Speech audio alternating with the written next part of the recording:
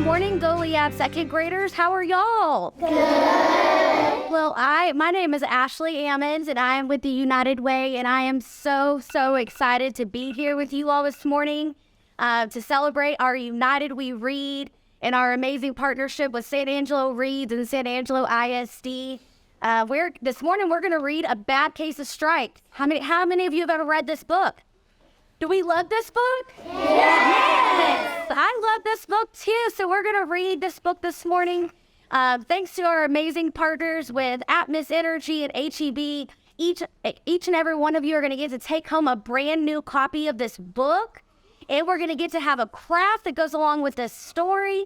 So I'm going to go ahead and get started with this book, and we're going to read it to celebrate our United We Read today. So let's get started. Camilla Cream loved a lima bean, but she never ate them. All of her friends hated lima beans, and she wanted to fit in. Camilla was always worried about what other people thought of her. Today she was fretting even more than usual. It was the first day of school, and she couldn't decide what to wear. There were so many people to impress. She tried on 42 outfits, but none seemed quite right. She put on a pretty red dress and looked in the mirror. Then she screamed. Oh no. Her mother ran into the room and she screamed too. Oh my heavens, she cried. You're completely covered with stripes. This was certainly true.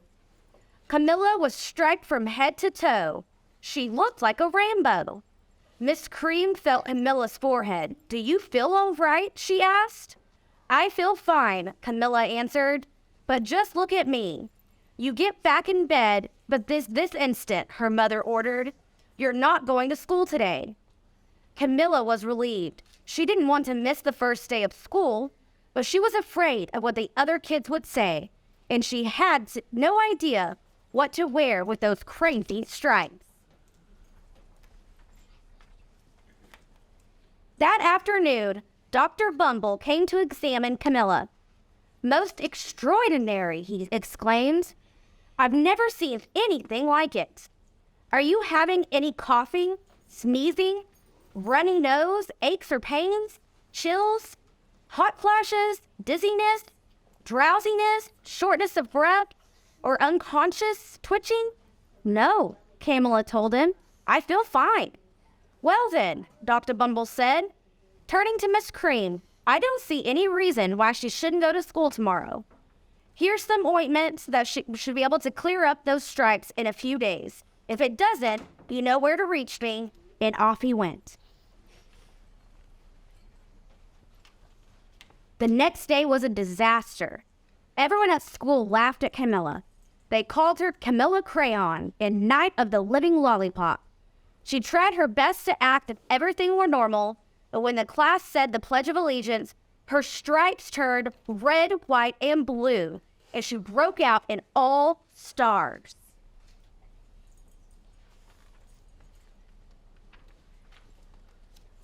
The other kids thought this was great.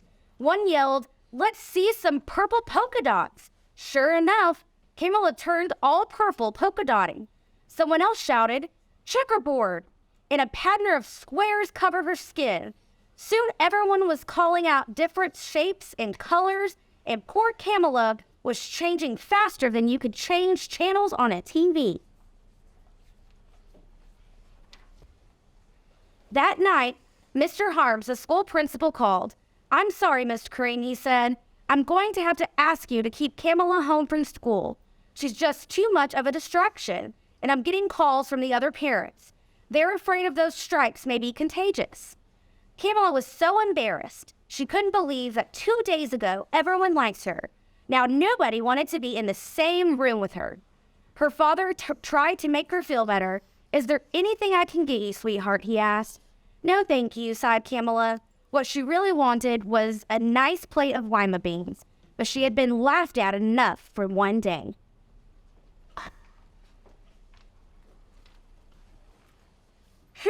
Well, yes, I see, Dr. Bumble mumbled when Miss Cream phoned the next day. I think I'd better bring in specialists. We'll be right over. About an hour later, Dr. Bumble arrived with 4 people in long white coats. He introduced them to the creams. This is Dr. Groot, Dr. Sponge, Dr. Cricket, and Dr. Young. Then the specialist went to work on Camilla. They squeezed and jabbed and tapped and tested. It was very uncomfortable. Well, it's not the mumps, concluded Dr. Groot. Or the measles, said Dr. Sponge. Definitely not chickenpox, put in Dr. Cricket. Or sunburn, said Dr. Young. Try these, said the specialist. They each handed to her a bottle filled with different colored pills. Take one of these each before bed. They even filled out the front door, followed by Dr. Bumble.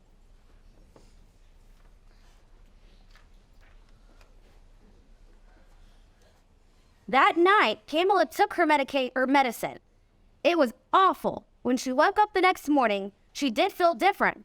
But when she got dressed, her clothes didn't fit right. She looked in the mirror, and then she started staring was a giant, multicolored pill with her face on it.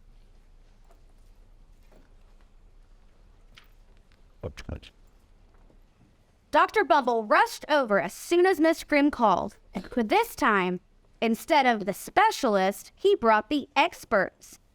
Dr. Gord and Mr. Mellon were the finest scientific minds in the land.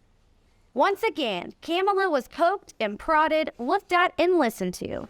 The experts wrote down lots of numbers. Then they huddled together and whispered.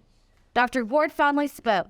It might be a virus, he answered with authority. Suddenly, fuzzy little virus balls appeared all over Camilla. Or possibly some form of bacteria, said Dr. Mellon, or Mr. Mellon. Out pops with squiggly little bacteria tails. Or it could be fungus, added Dr. Gord. Instantly, Camilla was covered with different colored fungi blotches. The experts looked at Camilla, then at each other. We need to go over the numbers again. Back at the lab, Dr. Gord explained. We'll call you when we get something. But the experts didn't have a clue, much less a cure. By now, the TV news had found out about Camilla. Reporters from every channel were outside her house telling the story, the bizarre case of the incredible changing kid. Soon, a huge crowd was camped out on the front lawn.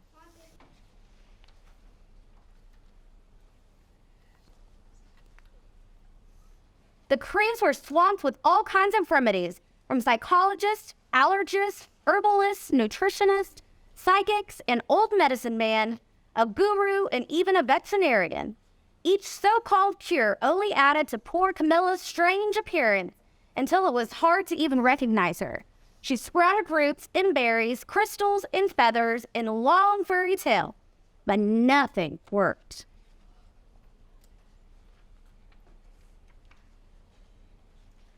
One day, a woman who called herself an environmental therapist claimed she could cure Camilla.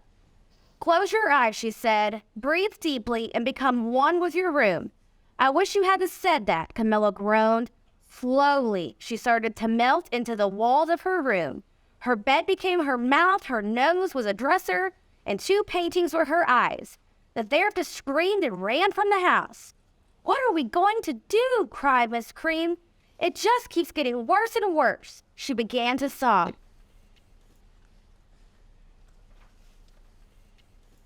At that moment, Miss Cream heard a quiet little knock at the front door. He opened it, and there stood an old woman who was just plump and sweet as a strawberry. Excuse me, she said brightly, but I think I can help. She went into Camilla's room and looked around. My goodness, she said with a shake of her head. What have we here is a bad case of stripes. One of the worst I've ever seen. She pulled a container of small green beans from her bag. Here, she said, these might do the trick. Are those magic beans? Asked Miss Cream. Oh, my, no, replied the kind old woman. There's no such thing. These are just plain old lima beans. I bet you'd like some, wouldn't you? She asked Camilla. Camilla wanted a big, heaping plate full of lima beans, more than just about anything, but she was still afraid to admit it. Yuck, she said. No one likes lima beans, especially me. Oh dear, the old woman said sadly. I guess I was wrong about you. She put the beans back in her bag and started toward the door. Camilla watched the old woman walk away. Those beans would taste so good, and being laughed at for eating them was nothing compared to what she'd been going through. She finally couldn't stand it. Wait, she cried. The truth is, I really love lima beans. I thought so, the old woman said with a smile. She took a handful of beans and popped them into Camilla's mouth. Said Camilla. Suddenly, the branches, feathers, and squiggly tails began to disappear. Then the whole room swirled around. When it stopped, there stood Camilla, and everything was back to normal. I'm cured, she shouted. Yes, said the old woman. I knew the real you was in there somewhere, she patted Camilla on the head. Then she went outside and vanished into the crowd. Afterward, Camilla wasn't quite the same. Some of the kids at school said she was weird, but she didn't care one bit. She ate all the lima beans she wanted, and she never had even a touch of stripes again. The end.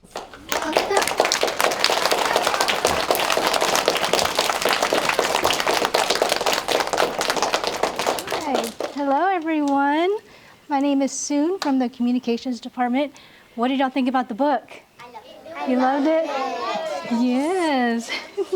Will you all join me? 2 million stars. That's awesome. Will you all join me in thanking Miss Ammons for coming to read to us today? Yes. Thank you. And we'd also like to thank our partner Scholastic for letting us read the story on Facebook.